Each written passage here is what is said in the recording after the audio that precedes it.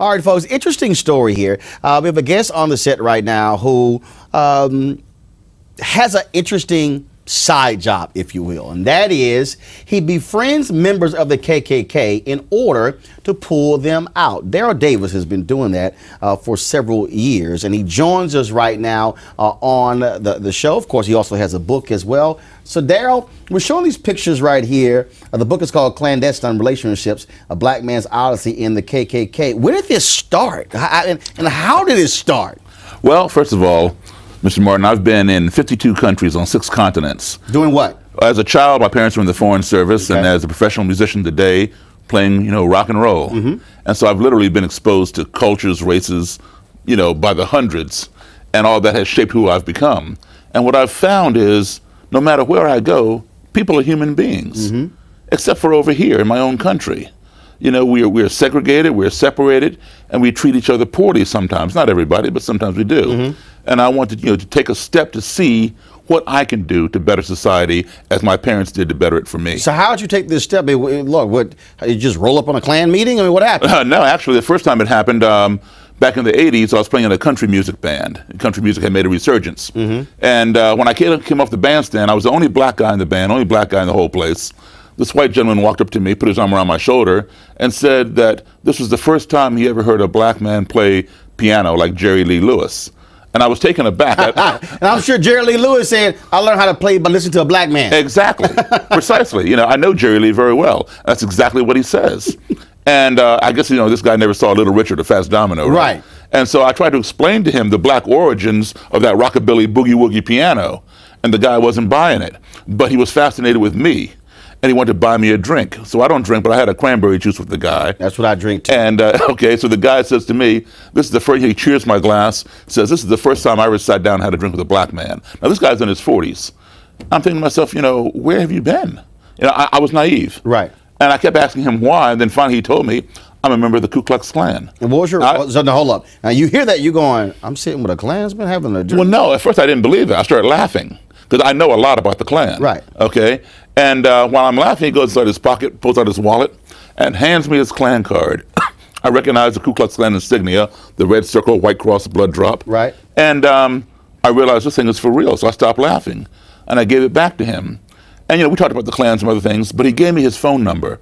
He wanted me to call him anytime I was to come back to this bar in Frederick, Maryland with this band, because he wanted to bring his buddies, his Klan buddies. And what are you thinking when he's telling you, oh, you want to bring your buddies, your fellow Klansmen back when I come back? Well, it was all amusing to me, but at the same time I was thinking, like, I'm in the Twilight Zone here, because, this does not happen in real life. And I would call him, and he would come. He would bring Klansmen and Klanswomen with him to the gig, and they'd watch me play. They didn't come in their robes and hoods, you understand. They came in regular clothes.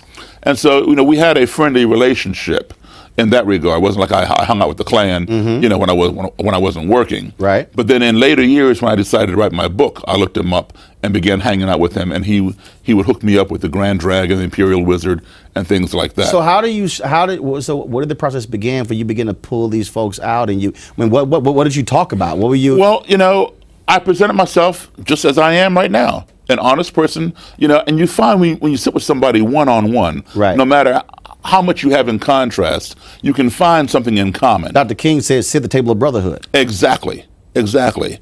And that's what I would do.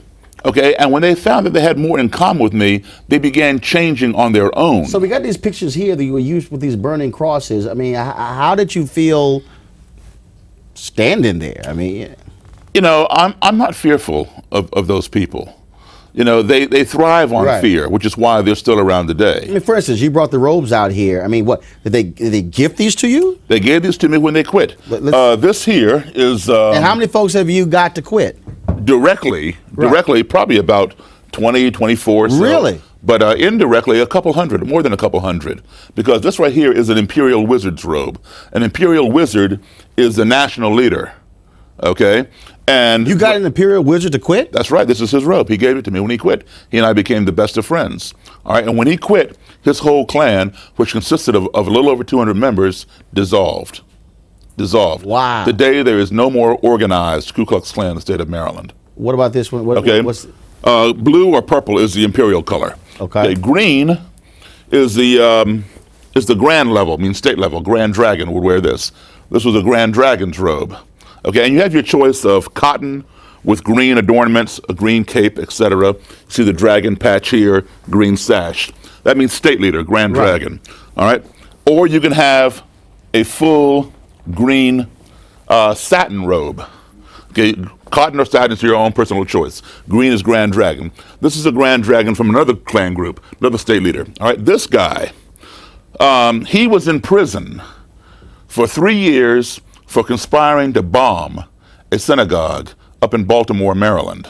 Okay, then he got out. And there's a picture of him right here. That's him right there. Okay, and when he got out, he continued running the Klan, and then he got busted again. Went to prison for 4 years for assault with intent to murder 2 black men with a shotgun. Now, as a Klan leader, you get a stipend, not enough to live on, pay your mortgage, right? You have to have a day job, right? His day job, while he's trying to bomb the synagogue, trying to shoot these 2 black men, his day job was Baltimore City police officer. Wow. Okay? He was not an undercover cop in the Klan. He was a Klan in the police department. You got me? Wow. Okay. And so that guy gave you... He went on to become one of my best friends, which is why I now own his robe and his uniform, because I tour the country giving a lot of lectures on racism and things like that. You detail all of these experiences in your book. I do. Folks, wow, Daryl, first of all, one hell of a story. Thank you. I mean, yeah, I'm sure you're great at a dinner party. The book is called Clandestine Relationships, A Black Man's Odyssey in the Ku Klux Klan by Daryl Davis. Daryl, man, we appreciate it again. My pleasure. Story. Of course, that's the hood and the mask. Wow. The mask has 3 snaps on it, so if you don't want anonymity, just unsnap the mask and your face is exposed under the hood. All right, Daryl. Well, man, we certainly appreciate it. Thanks so much. Thank you, sir. All right, folks, coming up, Hampton Ministers Conference, the largest gathering of black preachers in the world. We'll talk about the 100th anniversary next on News One Now on TV One. Wow, that's phenomenal there.